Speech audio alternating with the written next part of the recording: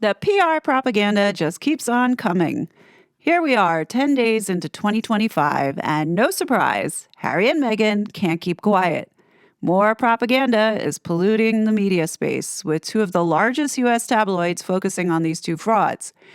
Who's really behind these articles from Star Magazine and In Touch Weekly? Are we witnessing Meghan again trying to undermine Harry using her friends over at Star?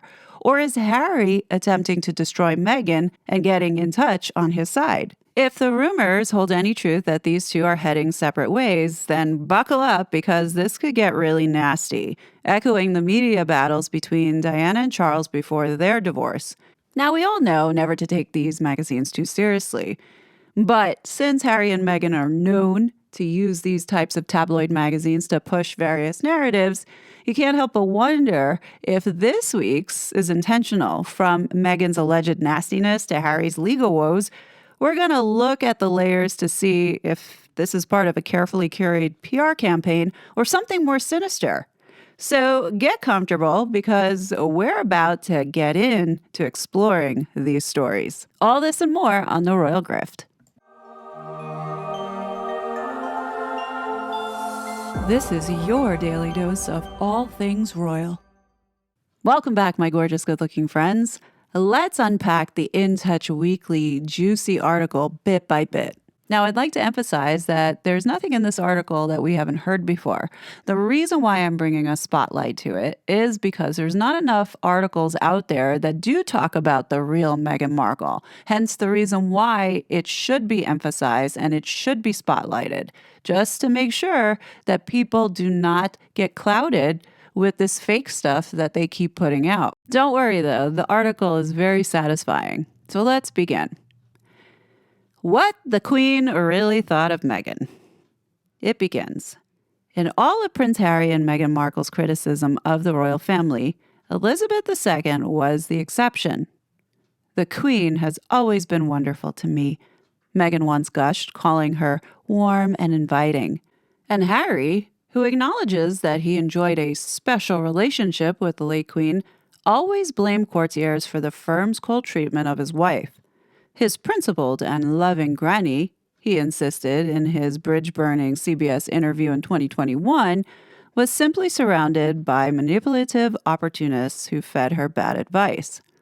But in the more than 2 years since Elizabeth's death at 96, those close to the monarch have revealed what the Queen really thought about Meghan. There was this tension almost immediately, says a source. And because Meghan and Harry continued to shockingly defy the Queen's wishes, their relationship was irreparably strained when she passed. Since then, in a series of bombshell books and interviews, adds the source, the Queen's confidants have been exposing their secret feuds so that the world knows the truth about Meghan. The first signs of friction came before Meghan and Harry's 2018 wedding. In his memoir Spare, Harry describes the moment the Queen summoned them to her private quarters at Buckingham Palace to try on the royal jewels. Granny said to Meg, quite tenderly, "Tiaras suit you," Harry wrote, adding that after they chose the headpiece, the Queen urged Meghan to do a dress rehearsal with it before the big day. But after that, Harry, 40, explained, they had a hard time reaching the Queen's dresser, Angela Kelly, to hand over the tiara. She was being obstructive, obviously, he wrote. I considered going to Granny, but that would probably mean sparking an all-out confrontation, and I wasn't quite sure with whom Granny would side. She likely would have sided with Angela, royal sources say. Harry's temper tantrums over the wedding, in which the prince reportedly declared, "What Meghan wants, Meghan gets," before being admonished by the Queen, made headlines. But the tiara wasn't the only issue. Harry also blames those in the back corridors of the palace for questioning whether a divorcee should wear a veil. But in his book, Revenge, Royals author Tom Bauer revealed that one of those people was the Queen herself. Ingrid Seward reported of another complaint in her recent book, My Mother and I. She told her friend Lady Elizabeth Anson that the bride's Givenchy wedding gown was too white, in the monarch's view, It was not appropriate for a divorcee getting remarried in church to look quite so flamboyantly virginal, Seward wrote. Nor was the Queen comfortable with Charles's decision to stand in for Meghan's father, Thomas Markle, and walk her down the aisle. I'm going to pause for a second and say that it was always Meghan's intention to have the future King of England give her away at this wedding. Not because it meant anything to her, but to have it as bragging rights because she thinks she's something special. The late Prince Philip had more to say. He warned his wife to be cautious about Meghan, Seward wrote, because of how much Meghan reminded him of the Duchess of Windsor, the American divorcee who caused Elizabeth's uncle to abdicate. And while Meghan knew exactly how to butter up the Queen, Seward has said Elizabeth saw through her. When things started to unravel, she was very upset. Eventually, she felt a little bit like we all did. What do they want, this couple? They've got everything, but it's not enough. Their Megxit ultimatum hit hard, says the source. The Queen felt it was cruel that Meghan was forcing Harry to choose between her and his family and that they dared to try to dictate what kind of working royals they wanted to be. Then came the CBS interview, suggesting that the royal family had been racist towards Meghan was a low blow. The final straw? Surprisingly, says royals expert Robert Hardman, it was the name they chose for their daughter, who was born in June 2021. One staff member recalled that Elizabeth II had been as angry as I'd ever seen her after the Sussexes announced that she had given them her blessing to call their baby Lilibet, the Queen's childhood nickname, he wrote in The Making of a King, King Charles III and the Modern Monarchy. Other reports claim she told aides, I don't own the palaces, I don't own the paintings, the only thing I own is my name. And now they've taken that. And while the Queen issued a statement congratulating the couple, she refused to confirm she gave her permission for the name. That was just another one of their lies. A year later, she was gone. Her funeral marked the last time Meghan set foot in England. So far, in America, things haven't exactly worked out well for her and Harry. For starters, her bid to trademark her lifestyle brand, American Riviera Orchard, was denied, and his app, Better Up, is steeped in controversy. It's as if the sources say, the Queen is getting revenge from the grave. When you're reminded of how horrible and spiteful Meghan was towards the Queen in her last years, you can't feel sorry for anything that's happening to her. In fact, she deserves everything that's happening to her right now.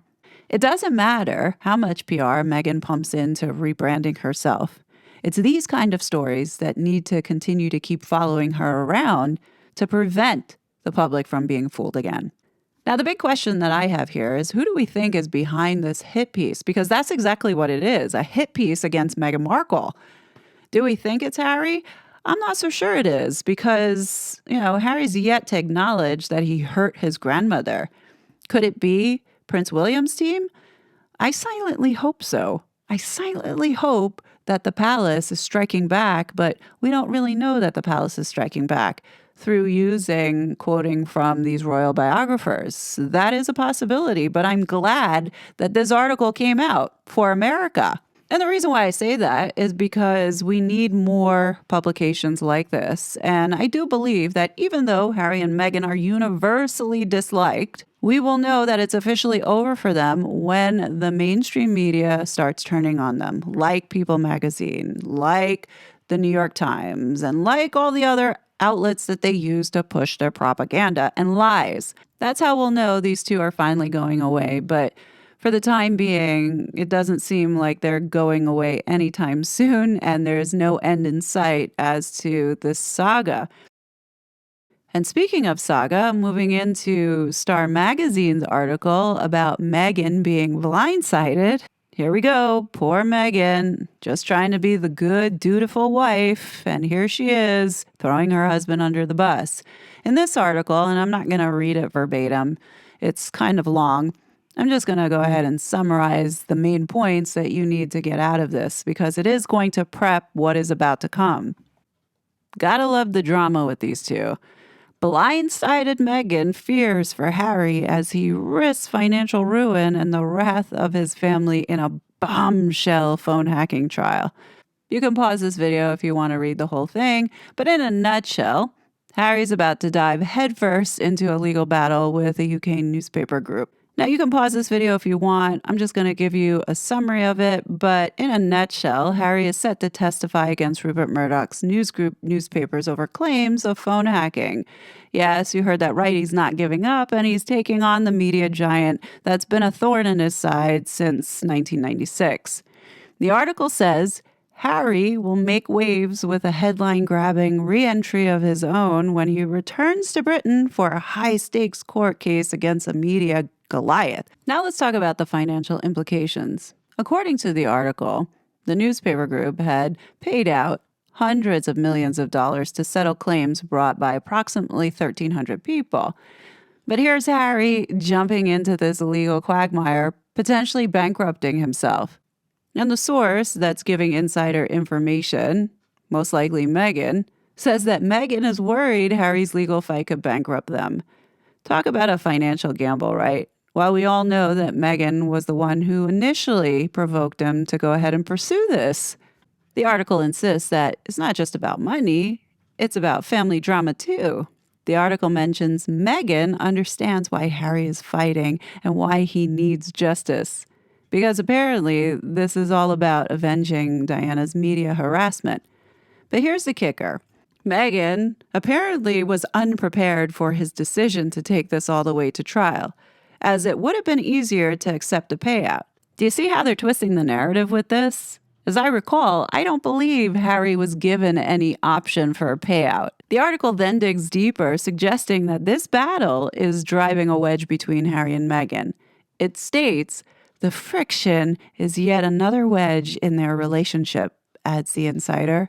In recent months, the pair have spent significant time apart, leading some to speculate about cracks in the marriage. Is this going to be the final nail in the coffin? Because if Harry loses and he bankrupts himself, does anyone see Meghan sticking around? The article touches upon the testimony fears that Meghan and potentially the royal family have, where we learn Harry's testimony could last up to 4 days. The article quotes, cross-examination could be brutal. Harry could be asked about his partying, drug use, ex-girlfriends, and other embarrassing things in his past. Harry has hinted the truth will soon come out, and it's shocking. The scale of the cover-up is so large that people need to see it for themselves. Which leads me to believe that somebody has been very busy in Montecito recreating and rewriting history and magically producing new evidence. That's just my opinion, knowing these two, because what is it that people don't know that wasn't already covered, God, how many years ago when this case was literally going through a fine-tooth comb? So it'll be interesting to see what these two fabricate next, but guarantee that there'll be more royal family smearing. This article alludes to that in the end, where Harry's fight is painted as a personal vendetta against his family and the press. A former editor of The Sun, Kelvin Mackenzie, says, he gets back at his own family. He bashes the tabloids over the head, gives Murdoch a kick in the pants. There's nothing not to like as far as Harry's concerned. They're setting themselves up to play the victim again. So if Harry loses this court case, this is going to put Harry and Meghan's marriage in jeopardy. As if it wasn't already in jeopardy with all the other stuff that these two have done. Come on now. But don't you see how now Meghan has distanced herself? It's like, oh no, you should have just let this go. But who was the one that was behind getting Harry to go through with this? Wasn't it her? Now all of a sudden she wants to wipe her hands clean and pretend that like she had no part in it? Get out of here. At this point, these two are better off just staying together because there's no sense in ruining other people's lives by these two parasites finding new hosts to go ahead and latch onto. They just need to stay together and destroy one another and be done with it. I don't think a divorce is going to solve anything. In fact, I think it's only going to make it worse, especially if Meghan is given a whole lump sum of cash to just go away. She doesn't deserve that. She deserves to sit in misery just like Harry for all the negative and toxic things that they have been doing. and they deserve everything that's coming to them. And they deserve everything that's coming to them. They really are not good people.